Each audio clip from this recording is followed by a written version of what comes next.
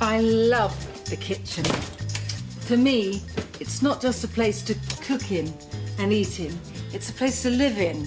And maybe I shouldn't say this because I know it's a terrible cliche, but it's true. The kitchen really is the heart of the home. And what's also true for me is that it doesn't really matter whether I've got time on my hands and I can cook slowly and leisurely, or if I'm really up against it and have to do frantically fast meals. The thing is, if I'm in the kitchen, I'm happy. There's no one way of cooking any more than there's only one way of living. But as far as I'm concerned, you can't have too much food. I love thinking about food. I love cooking food. I rather like eating food. And I particularly relish coming up with a food solution no matter the occasion.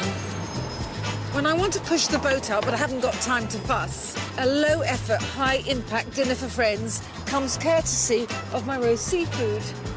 To keep hungry packs of marauding teenagers fed, I rely on my small pasta with salami. It's not for every day, but I believe in life you take your pleasures where you can. So when I feel like a splurge, nothing beats my chocolate peanut butter cheesecake. My mother's praised chicken turned Sunday lunch into a family celebration. But that's not all. The leftovers make for the most fantastic Thai chicken noodle soup. But anyway, to the kitchen.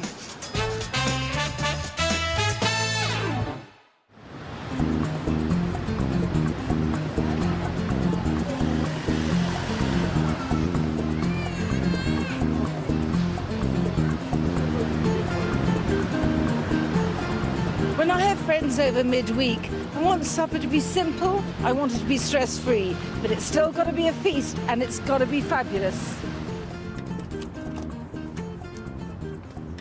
I think of my roast seafood as something of a twofold treat. Anyone who eats it feels spoilt, and they're right, they are being spoilt. And as for me, I'm happy and relaxed because I know how easy it is to make. It's chic, it's simple, and it's indulgent. Really, what more could one ask? So early doors, a bit of clam soaking. I soak the clams for 10 or 20 minutes just because my mother did, but really these days there's no need to. Any sand inside the clams should now go into the water, and also if any clams do not close after they've been soaking, well, you know you ought to throw them away. And as it is, you should throw away any that are cracked now. What makes this so helpful is it's really a kind of one-pot meal. Potatoes at the base, and they've become lovely and roasted. The thick slices unpeeled, and each slice needs to be quartered. Everybody loves roast potatoes, and also there's something so reassuring about the taste, and they make a wonderful foil for the exotic, intense flavours of the seafood. Tumble the potatoes into a roasting tin.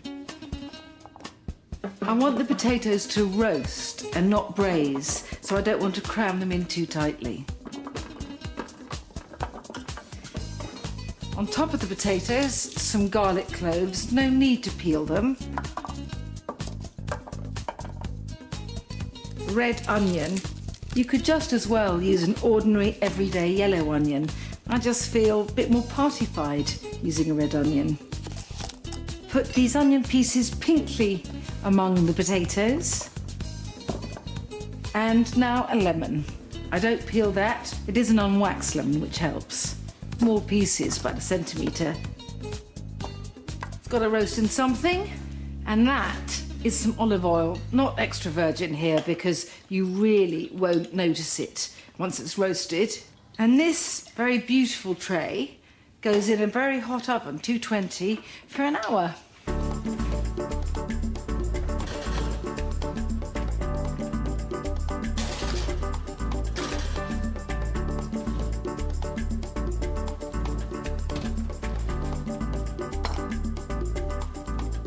I want to drain the clams. Any that have stayed open at this point, you chuck away. But these are perfect. And I love the way, too, the sweetness of the clam flesh, and as well as that strong, rich liquor, just infuses the potatoes. The squid, well, these baby squids certainly, are also rather sweet, but so tender as well. I want it in rings. This whole way of cooking seafood is a bit of a revelation. Normally you'd steam, say, the shellfish in a pan with some wine, and it occurred to me that actually I could use the intense heat of a hot oven instead of a pan. Just very easy, you bung everything in and it cooks. Time now for the seafood to be luxuriantly scattered over the potatoes, lemons, onions and garlic. Ah, very heady aroma. And even though this is only going to take a few seconds, I don't want the pan to lose any of its heat, so I'll just put it on a low flame for a moment, and then over go the clams, and then the baby squid. Just drop it in spaces. And now the prawns. There's something so ancient, so primitive about them. Still, we evolved and we get to eat them.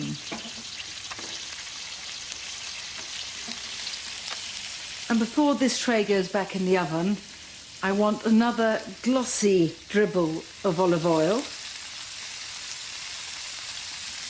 and a splash, well, more than a splash, of wine.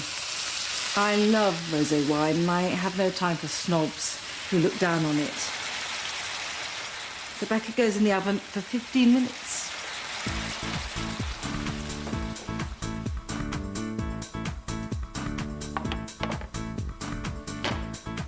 Utterly gorgeous. I just want a small bit of parsley.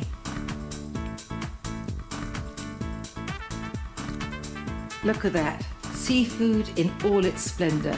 This goes beyond mere supper. This is a feast. I don't think anyone would miss this.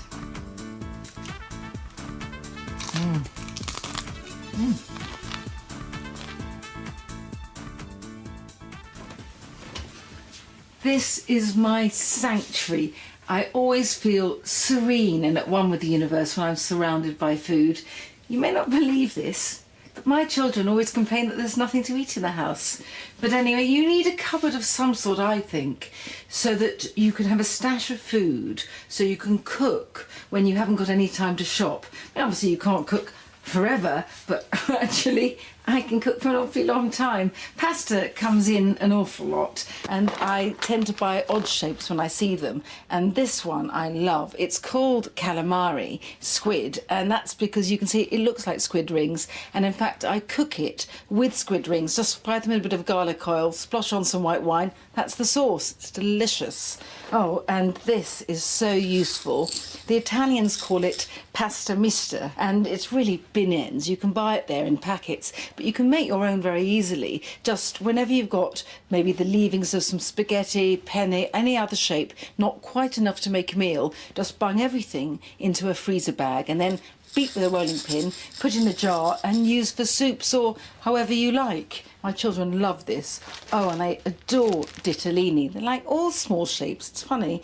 Ditalini really means like little fingers, but they don't really look like that, but they are fantastic. Great in soup and great in sauces. Anyway, I know that I can come in here, grab what I've got and make supper.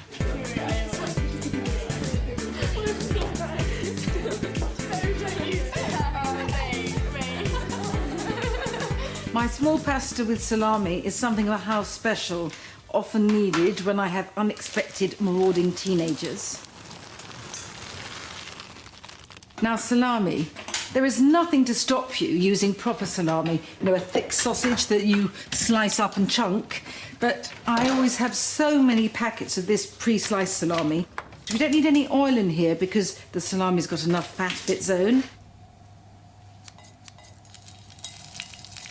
And I can't tell you how comforting it is for me to know that I can feed my children and their friends at a moment's notice. You know, when they were little, I arranged their play dates, but teenagers like to organise themselves, or rather disorganise themselves. I never know how many I'm going to have to feed. Can of tomatoes. Backbone, my daily cooking. Now, an Italian taught me that whenever you put a can of tomatoes in a sauce, you should swill out the can about half full of water. So I do as I'm told. Here we are. Now a bit of butter. And what I find about the butter is that it helps thicken the sauce and make it a little bit glossy, but also tomatoes can be just that bit too bitingly acidic. I'm going to drain the cannellini beans.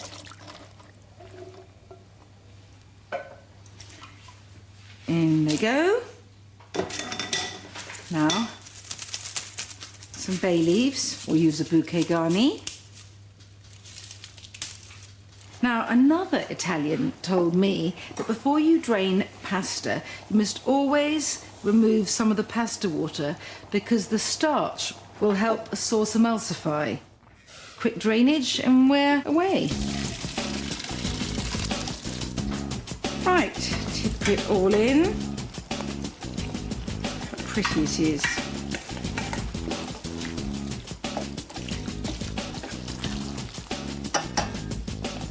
Now a bit of the pasta cooking water.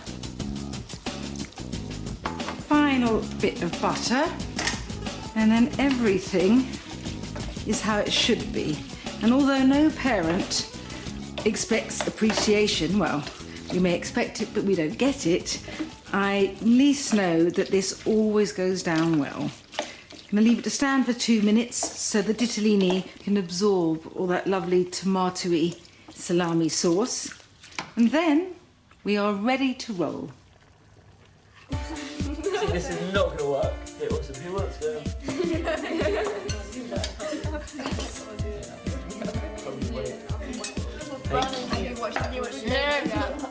He took on the beginning of it, took on the beginning. Oh my god. Oh my god, no way. He's like, you're the guy who's crying.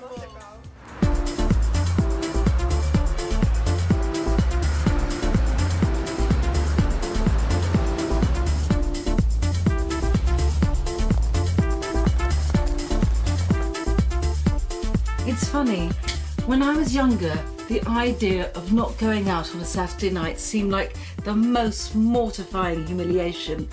Now, however, just pottering about in the kitchen making a cheesecake seems like the ideal way to spend an evening. The French have a saying, everything in moderation, including moderation.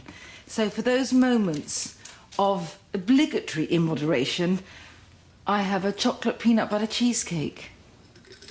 Start off by putting 200 grams just of biscuits in a processor. Of course, it's normal to have butter, and it's not a huge amount, 50 grams. But it's in moderation I'm after, delicious in moderation. And so 100 grams of dark chocolate chips and 50 grams of salted peanuts.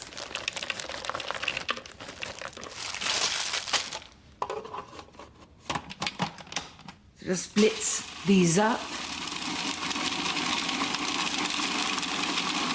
That's it. I'll tip this into the tin. Press in either with your fingers or using a spoon. The base is quite thick, and that's because this is so good. It's more than just the bit the cheesecake sits on. It's a major component. This just needs to be popped in the fridge while I get on with the cheesecake topping.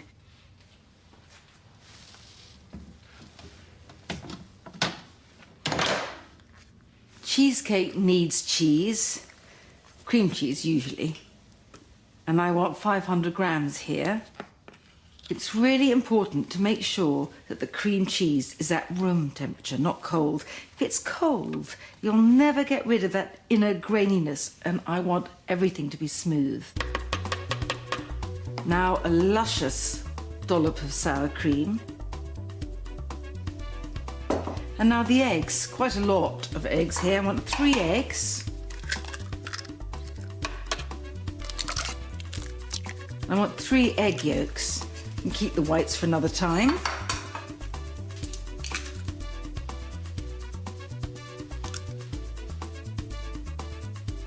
And now some sugar 200 grams of caster sugar, and of course some peanut butter. I want it to be rich, fudgy and smooth. And while this combines overexcitedly together, I shall go and retrieve the base.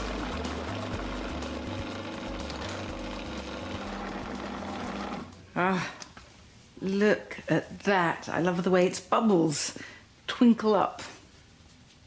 Now pour it into that chocolate marbled base. Gorgeous, golden, gleaming gloop. Right, I need it on a tray in the oven, a moderate oven, about 170 for my immoderate cheesecake, about 50 minutes. And when it's ready, the top will be set just, but underneath will be a hint of inner thigh wibble. For the topping, I'm going to melt together 250 mils of sour cream, 100 grams of really good quality milk chocolate. I normally use dark chocolate when cooking, but against the sourness of the sour cream, the milk chocolate really works.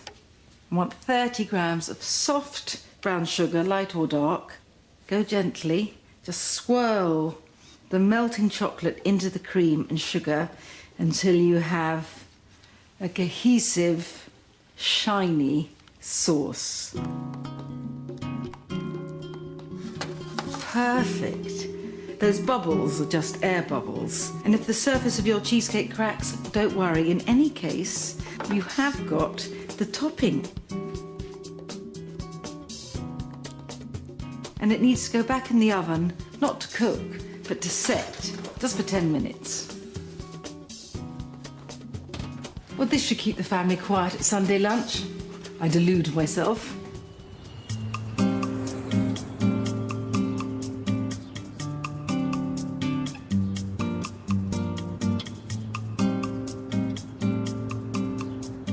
Much as I love cooking new food, for me the real importance of home cooking is about the recipes of the past. And I don't mean historical past, I mean personal past. Chicken is very important in my family and was when I was growing up.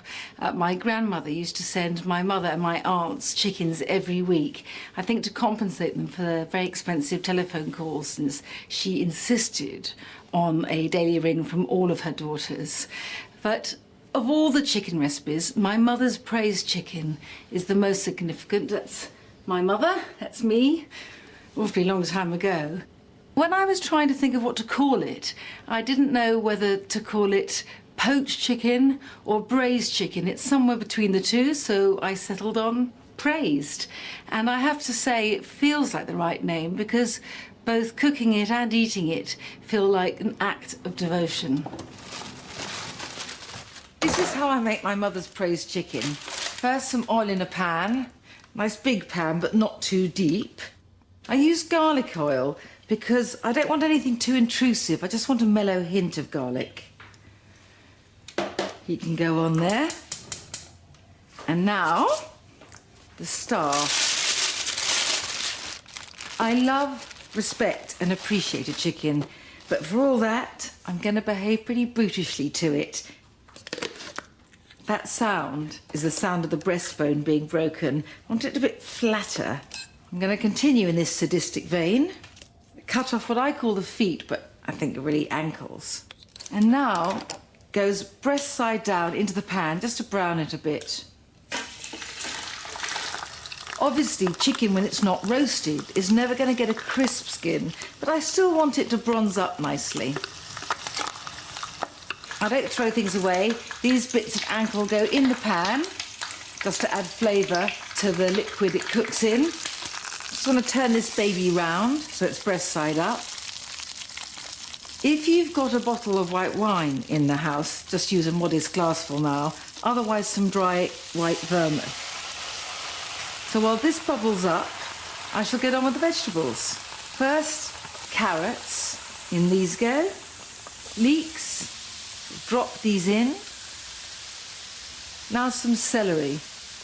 In these go. And really, it seems such a waste not to use this celery leafage as well. But I'm not going to use the leaves of the parsley. For now, I need the stalks of the parsley. Now it's ready to be cooked, and it needs some water for that. Just pour water over. You won't be able to cover the chicken, but you should be able to cover the vegetables a lot. If I were to pour enough water to cover the chicken, there'd be so much liquid it would never taste strong enough. Besides, this cooks with the lid clamped on, so that top delicate part of the breast will steam and stay deliciously tender. A glistening sprinkle of salt. A couple of bay leaves. And I love these red peppercorns. But really, if you can't get them, a good grinding of regular pepper will do just fine. All I need to do now is wait for this to come to a boil. One of the many, many things I love about this is that it seems to make the chicken go so much further. So not only do I have a divine, cosy, but divine meal, but I also know I've got plenty for leftovers. This is bubbling now, so I'll turn the heat down because I want a gentle simmer.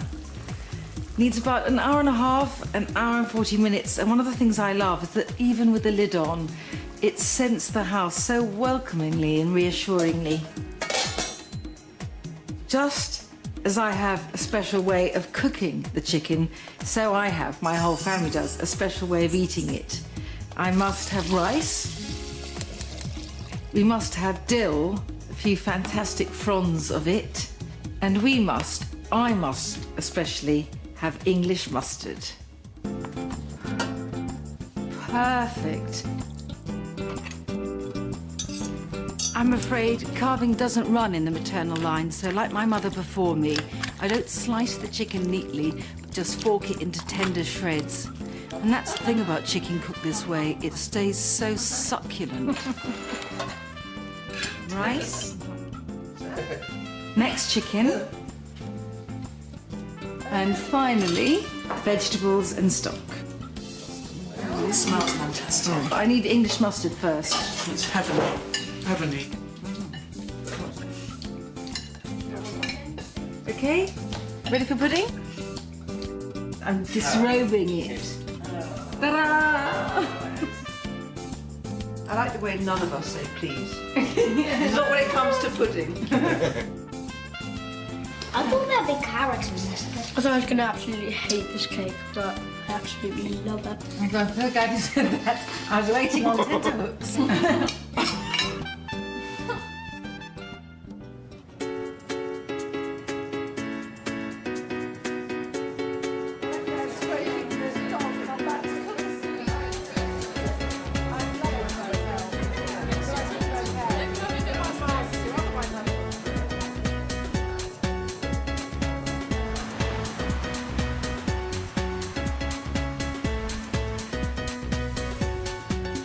There's something so great about going out and then knowing you're going back to a fridge that's full of fantastic leftovers that you just need to zhuzh up a bit and then have a fantastic dinner. Right, I think I'll be needing this too, please. 170, please. Okay.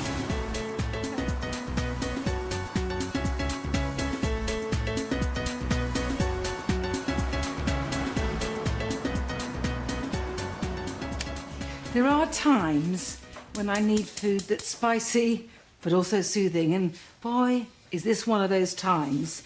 Okay. Oh, coriander. Now, the noodles are upon me, but first, please, come down a bit in the world, but comfort. I love these bean thread noodles. They're so pretty. And, oh, I've had enough now. That's almost boiling. You just need to soak them. You don't even need to cook them. This is my Thai chicken noodle soup, invented for just such occasions as these. Some chicken stock.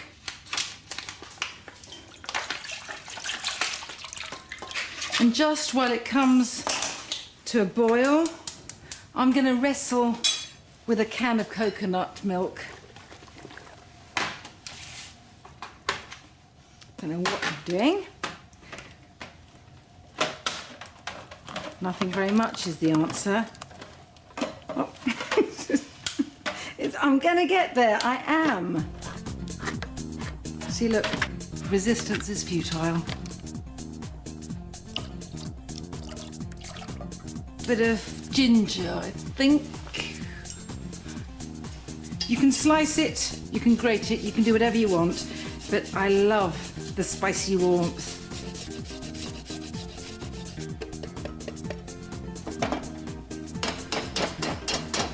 Want some fish sauce? I need the power of tanginess. And while we're on tang, some tamarind paste, lovely and sour. Look at it go. And some turmeric, because this turns everything fabulously golden. And a squirt of lime. And last, in my comfort cauldron here, some brown sugar, just really to balance the fish sauce, the tamarind and the lime. And now we may proceed. The joy of leftovers. I mean, not that you need to use leftovers. You can use cold cooked chicken that you just bought, or actually prawns, anything. This can't be bad. And now, this is going to be difficult, but I will attempt it. You've got to take risks in life. My noodles, look at them. Beautiful. A bit jellyfishy, I know, but there's something, they look like they're lit up by moonlight. In they go. And the vegetables, look at this, bit of a stir fry, only no frying, no stirring, even better. Normally I'd have put some chili pepper in here, but because this mixture came with some in it, I'm spared. Not that it's hard work, but still. Use my tamarind spoon to give this a bit of a stir. And while the vegetables cook, well, wilt a bit, I can chop my coriander.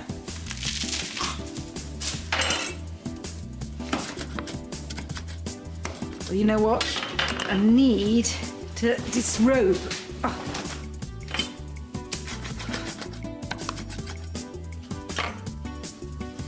Carpet at the top with a bit of coriander. This should restore a bit of equilibrium.